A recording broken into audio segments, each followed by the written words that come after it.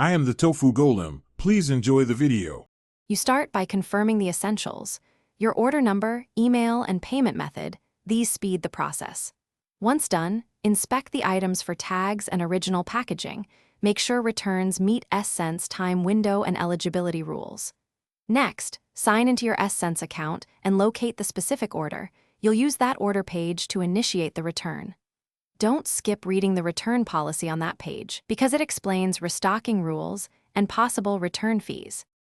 After opening the order, you select the item S and choose a reason code. This guides processing. Once selected, generate and print the Ssense return label and any required customs forms. If you can't print, save the PDF to your phone.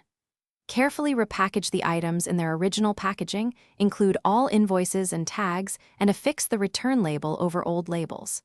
Then choose your shipment method, drop off at carrier, or schedule pickup, based on the options Ssense provides. Ship the package promptly and get a tracking receipt. You'll need that number to monitor progress. Once the carrier delivers, Ssense scans the return. Make sure to check your email for their confirmation. After confirmation, refunds are issued to the original payment method.